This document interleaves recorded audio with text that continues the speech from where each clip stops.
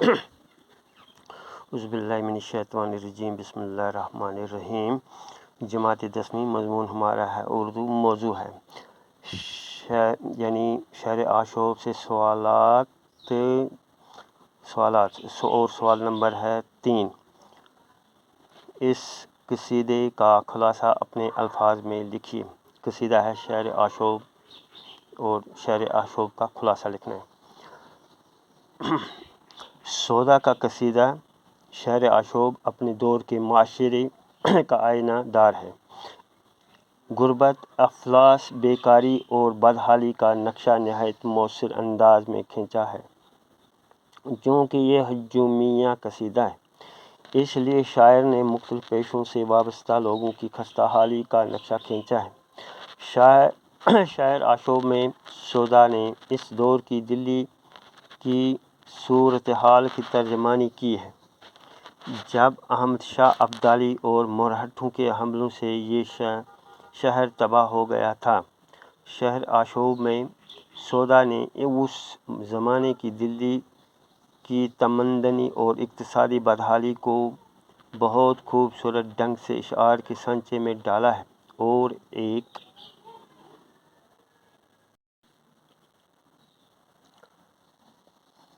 ظریفانہ انداز اختیار کیا گیا ہے۔ لوگ ذرائع معاش کی تلاش میں پریشانی اور الجھنوں کا شکار ہیں۔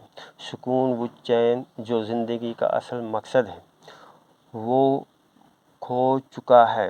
لوگوں کی عادات و اخلاق بگڑ چکے ہیں۔ شریف لوگ ذلیل و خوار ہو گئے ہیں۔ فرماتے ہیں کہ دلی میں کوئی ایسا شخص نہیں جس کی زندگی آرام سے گزرتی ہو۔ میں کیا بتاؤں کہ زمانے کی کتنی شکلیں ہیں اور یہاں لوگوں کے ذریعے معاش طرح طرح کے ہیں۔ فرماتے ہیں کہ جو کسی کا گھوڑا لے کر اس کی نوکری کرتا ہے اور اپنی روزی کماتا ہے تو وہ تنخواہ کے لیے اپنے آقا کا محتاج ہو جاتا ہے۔ وہ اسے اپنی تنخواہ مانگتا ہے، لیکن اس کی تنخواہ کبھی وقت پر نہیں ملتی ہے، کیونکہ تنخواہ دینے والا خود تنگ دست ہے۔ گویا نوکری کرنے پر بھی اجرت کے لیے ترسنا پڑتا ہے۔ گھوڑے کے لیے گھاس و دانہ لانے میں ہی زندگی گزر جاتی ہے، یعنی ضروریات پوری کرنے اور روزی تلاش کرنے میں ہی زندگی گزر جاتی ہے۔ اگر تجارت کریں تو اس میں بھی بے تحاشا محنت کرنی پڑتی ہے اور اشیاء پھر بھی نہیں بکتی، اور جو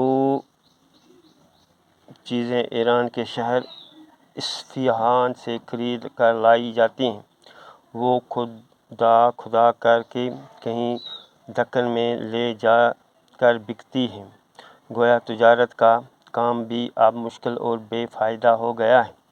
شاعروں کے بارے میں یہ سننے کو ملتا ہے کہ یہ خوشحال ہیں اور ان کو کوئی مالی پریشانی نہیں ہے، لیکن اب یہ کہنے کی باتیں رہ گئی ہیں، اور اگر کوئی قریب سے ان کو دیکھے تو شاعر کو سب سے زیادہ فکر معاش لاحق ہے۔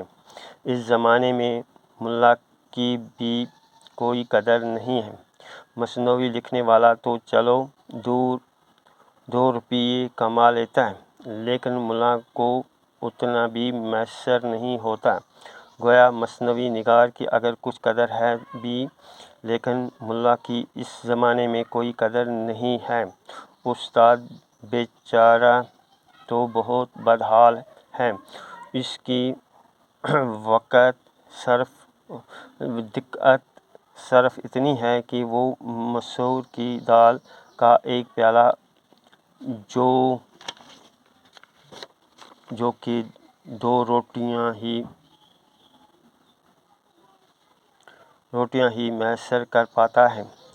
گویا علم کی روشنی پھیلانے والا استاد اس دور میں 2 روٹیوں کا محتاج ہو گیا ہے۔ شہر میں جو شیخ ہے وہ شاعروں کے طعنوں سے ہرگز بچ نہیں سکتا۔ شاعر ہمیشہ سے شیخ پر طعنے کستے آئے ہیں۔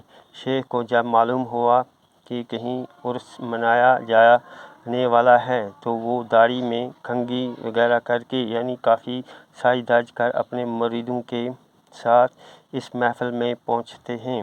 جب ڈھولک بجنے لگی تو محفل میں بیٹھے سبھی لوگ وجد میں آ گئے، کوئی رونے لگا، کوئی چھلانگیں مارنے لگا اور کوئی زور زور سے نعرے دینے لگا۔ شیخ صاحب بھی وجد میں آ جاتے ہیں اور شدت وجد سے بے تال ہو جاتے ہیں۔ اس پر ان پر اعتراض کے سلسلے میں سرگوشیاں کی جاتی ہیں۔ بچوں، یعنی شعر آغوش کا خلاصہ ابھی اور بھی ہے، لیکن میں نے آپ کو اتنا ہی بتا دیا۔ اب آپ اتنا ہی کرنا، اتنا کافی ہے۔